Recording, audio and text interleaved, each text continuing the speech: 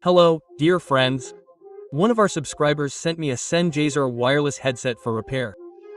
The defect: the headphones don't turn on or charge. Upon inspection, the defect was confirmed. The headphones don't turn on, and there's no sound when removed from the base. The headset isn't in the list of available Bluetooth devices. The base draws about 700 mAh when connected to the charger, which seems normal. While charging, the base heats up, and the headphones also become quite warm. They reach 48 degrees Celsius, according to the thermal imaging camera. This is no coincidence, as they receive 5 volts power from the base. This means the headphones should be charging. The contacts are in perfect condition. It's clear they haven't been in use for very long, or the owner is very careful with them. So, where should we begin the repair? I decided to start by checking the electronics in the base. I'm disassembling the case. It's secured with a latch and sealant. Inside is a wireless charging coil with its own control board. Next comes the battery and the main board.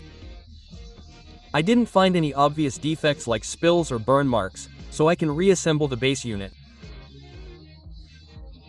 I examined the hardware for this headset model and found that an indicator light should light up when the earbuds are removed from the base unit. In my case, the indicators don't light, so I think the problem is with the earbuds themselves, especially since they receive power from the base unit. Let's disassemble one of the earbuds and inspect its interior. Its housing is glued. To ease the process of peeling it off, it's convenient to use benzene. I apply it to the gap between the two parts of the housing. Next, I pry off the cover with the contacts. I work carefully, as there may be cables that I don't want to damage. I remove the battery and the electronics from the housing. Done. Since the earbuds aren't turning on and the indicator light isn't lit, it's a good idea to check the battery level. The voltage is only 0.9 volts, meaning the battery is practically dead. Standard charging systems aren't always capable of recharging batteries from this state. I'll try recharging it to its nominal voltage. I assume it's a regular lithium-ion battery, and their battery-less models can be charged to 4.2 VI. Limit the charging current to 100 mA. I connect the power supply to the battery with the correct polarity. I charge it to approximately 3.6 V, then I connect the cable from the battery cover. The indicator light then starts flashing red and green. I place the earbud in the base, and the battery voltage gradually began to rise. Well, I can leave it charging in the base while we check the other earbud.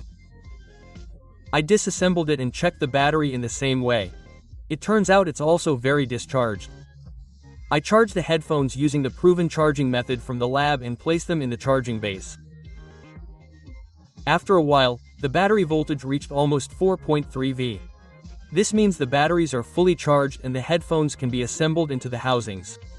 I glue the housings with T7.000 glue, removing any excess adhesive while the glue is still wet. After assembly, I test the headphones. During almost a week of testing, I didn't encounter any additional defects.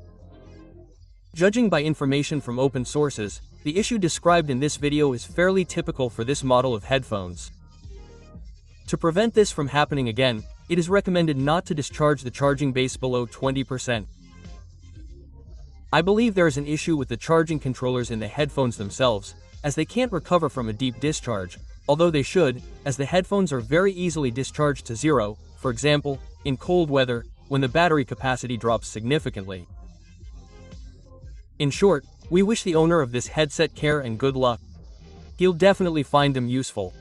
And that concludes my renovation for today. Thank you all for your attention, and see you at other renovations. Until next time, dear friends.